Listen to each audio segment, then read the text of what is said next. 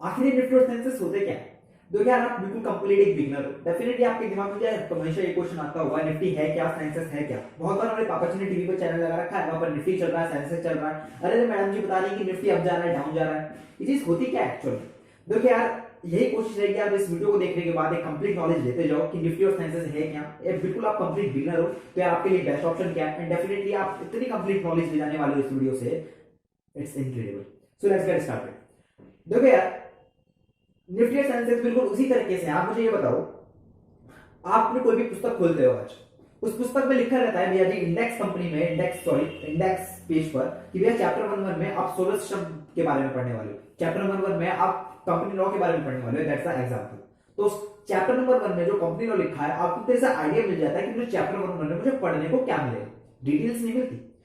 Company law में अगर आपको लिखा है कि जी भैया कंपनी लॉ पढ़ने वाले हो आप चैप्टर नंबर 1 में, तो आपको ये पता नहीं रहेगा कि कंपनी लॉ में आप पढ़ने क्या क्या वाले हो एग्जैक्टली, बस आपको डिटेल मिल जाएगी यार, अपने माइंड में आपको ये पता लग जाएगा कि ठीक है जी चैप्टर 1 में मुझे कंपनी लॉ पढ़ना है, बट आपको डिटेल नहीं मिलेगी। That's happens with the Nifty and Sensex.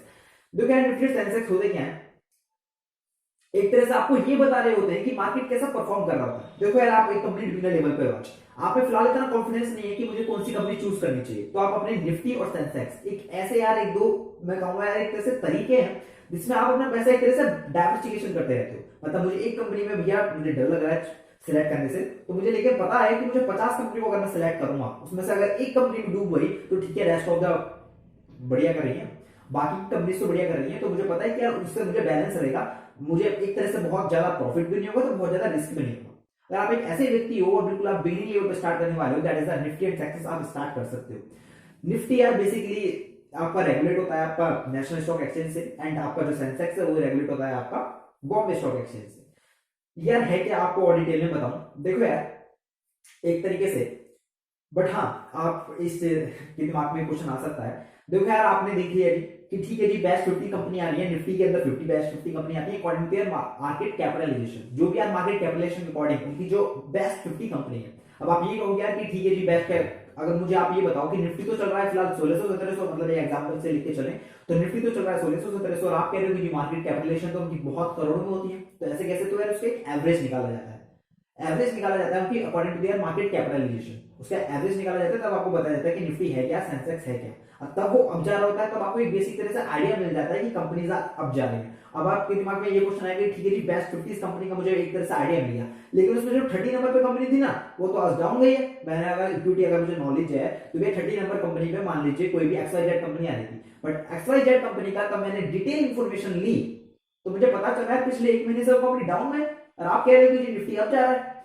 तो यार उसका होता क्या है, उसका एवरेज आपको बता रहा है, आपको वो ये नहीं कह रहा कि जी 30 नंबर पे कंपनी का चार्ट ऊपर गया है, वो ये कह रहा है कि मार्केट ऊपर गया है। मींस अगर 5 कंपनी बेकार कर रही है तो बाकी की rest of the companies 45 companies अच्छा कर रही है, ज्यादातर कंपनीज अच्छा कर रही है, दैट्स व्हाई वो आपको चार्ट अप दिखा रहा है। अगर ज्यादातर कंपनीज डाउन कर रही है, दैट्स व्हाई मार्केट जो है डाउन जाएगा।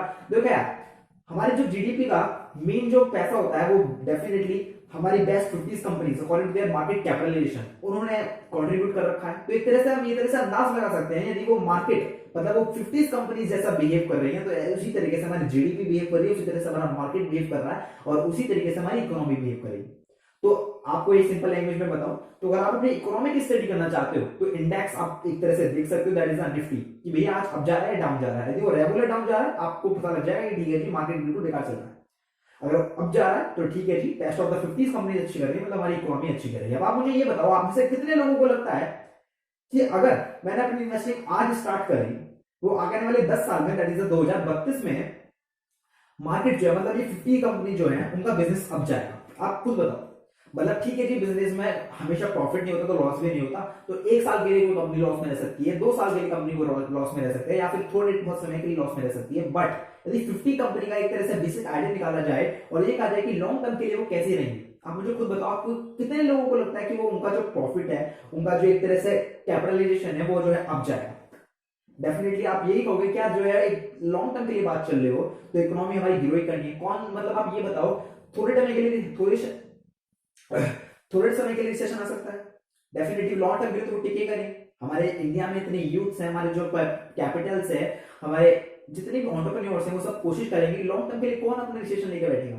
डेफिनेटली लॉन्ग टर्म के लिए आपको चार्ट अब देखिएगा, आप कभी भी यार गूगल पे चेक करना, निफ्टी चार्ट, सेंसेक्स चार्ट, आप डाल के देखोगे पिछले 5 साल का देखोगे आपको हमेशा लीप दिखेगी, कभी भी डाउन नहीं दिखेगा। तो यार इस चीज को आप देखो, यदि आपको फिलहाल नॉलेज भी नहीं है तो आप निफ्टी और सेंसेक्स से आप अपना इंडेक्स फंड बेसिकली कहा जाए इनको, तो इंडेक्स फंड में आप अपनी स्टार्ट कर सकते हो, सो दैट आपको यार, लेकिन हमेशा यार बेनिफिट यही है इसका, अगर आप लॉन्ग टर्म के लिए टिके हो। शॉर्ट टर्म के लिए टिकोगे ना, आपको ना प्रॉफिट होगा ना इतना लॉस होगा। आप एक चीज रियलाइज करोगे चार्ट में, यदि कोई निफ्टी 1500 था, एक महीने बाद वो 1500 कुछ हुआ होगा, 1600 मतलब रियल केस में गया भी है तो डेफिनेटली 1600 कुछ गया होगा, डेफिनेटली इतनी बड़ी ना लीप आती है, इतना बड़ा ना डाउन आता है। तो डेफिनेटली आपको ये सोचकर चलना पड़ेगा कि ठीक है जी अभी फिलहाल मुझे नॉलेज नहीं है, बट मैं स्टॉक मार्केट का एक्सपीरियंस लेना चाहता हूँ या कुछ स्टॉक मार्केट से अपना कुछ इन्वेस्टमेंट क्रिएट करना चाहता हूँ लॉन्ग टर्म के लिए, विदाउट एनी गिविंग नॉलेज और विदाउट एनी स्पेंडिंग टाइम। तो इंडेक्स फंड आपके लिए बेस्ट ऑप्शन है। इंडेक्स फंड से यार स्टार्ट करो आप, सो दैट आपको यार एक तरह से ये रहे कि ठीक है बॉस, हमने लॉन्ग टर्म के लिए मैंने अपना एक पेट ग्रो कर रखा है। सो इस वीडियो में यार इतना ही। डेफिनेटली आगे वाली वीडियोस में मैं कोशिश करूंगा आपको अच्छे से अच्छा कंटेंट दे सकूं, वैल्यूएबल कंटेंट दे सकूं एंड फाइनेंशियल नॉलेज दे सकूं, सो दैट मैं अपनी भी नॉलेज ग्रो करता रहूं और आप लोगों के भी। सो आपको अच्छा लगा चैनल तो please subscribe it, like it and share it.